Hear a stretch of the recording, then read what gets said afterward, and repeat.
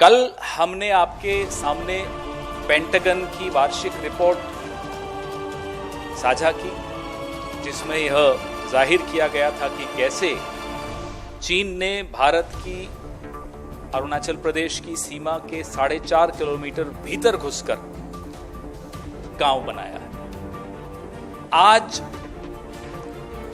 Media के माध्यम से जीओसी इन कमांड, जो ईस्टर्न आर्मी कमांड के जीओसी हैं, उनके हवाले से यह खबर आई कि चुंबी वैली, चुंबी घाटी जो है, में सक्रियता से चीन इंफ्रास्ट्रक्चर बना रहा है, सड़कों का जाल बिछा रहा है, फाइबर ऑप्टिक केबल डाल रहा है और अपनी मौजूदगी को एक तरह से वहां दर्ज करा रहा है।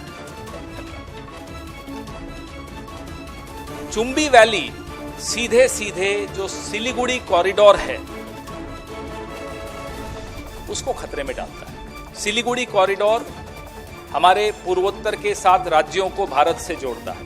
इसका सामरिक दृष्टि से बहुत ज्यादा महत्वपूर्ण क्षेत्र है। तो सीधे सीधे सिलीगुड़ी कॉरिडोर खतरे में आ रहा है।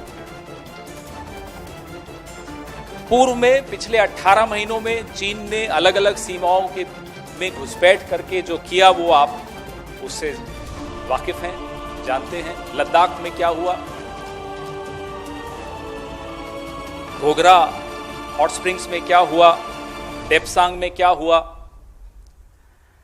और पिछले महीने उत्तराखंड में कैसे बाराहोटी में घुसपैठ करके हमारे पुल तोड़ के चीन की पीएलए वापस गई। दौलत बेग ओल्डी सेक्टर में जो हमारी हवाई पट्टी है वो सीधे सीधे चीन की तोपों की रेंज में आ गई। ये पिछले 18 महीने में हुआ। चीन तिब्बत व नेपाल बॉर्डर को जोड़ते हुए एक हाईवे बना देता है, भारत सरकार चुप रहती है। चीन भूटान के साथ सीधे संवाद करता है, अपने संबंध बनाता है, एमओयू साइन करता है, नक्शे अप्रूव करता है, भारत सरकार चुप रहती है। मैं भी पड़ोस की बात बताता हूं, हमारे पड़ोसी देश में चीन श्रीलंका में बंदरगाह ले लेता है, भारत सरकार चुप रहती है। चीन मालदीव्स में द्वीप हथिया लेता है और वो द्वीप हथियाने से हमें खतरा है। सीधे सीधे भारत के विपरीत जाती है ये बात, लेकिन भारत सरकार चुप है।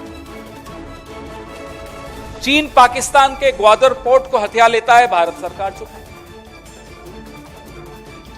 चीन पाकिस्तान के अलावा मालदीव्स, भूटान, नेपाल, श्रीलंका, इन सब में सक्रिय हो जाता है, हमारे सामरिक हितों के खिलाफ सक्रिय हो रहा है। भारत सरकार चुप है और जब भारत सरकार बोलती है तो क्लीन चिट दे देती है। यह हुई पड़ोसी मुल्कों की बात। लद्दाख, सिक्किम, उत्तराखंड, अरुणाचल प्रदेश और अब सिलीगुड़ी कॉरिडोर। अब भी भारत सरकार चुप क्यों है? हम इन छद्म राष्ट्रवादियों से यह आह्वान करते हैं कि आज मुंह खोलें और देश को बताएं, देश के सामने सच बोलें। क्लीन चिट वापस लें। कल ही हमने मांग की थी, आज हम मांग करते हैं कि आपकी राष्ट्रीय कार्यकारिणी की बैठक चल रही है, इसमें आप साझा कीजिए असली जानकारी। देश को चारों तरफ से जो चीन का खतरा आ रहा है उसमें आप क्या करने वाले हैं, कब बोलेंगे, क्या बोलेंगे? आज हम आपके माध्यम से यह आह्वान उनसे करते हैं। उस क्लीन चिट का इतना भारी नुकसान हुआ, मैंने अभी वो नुकसान आपके सामने गिनाए हैं, और भी कई नुकसान हैं, लेकिन व्यापार फिर से पटड़ी पर आ गया है चीन के साथ। 70% बढ़ गया है 6 महीने में।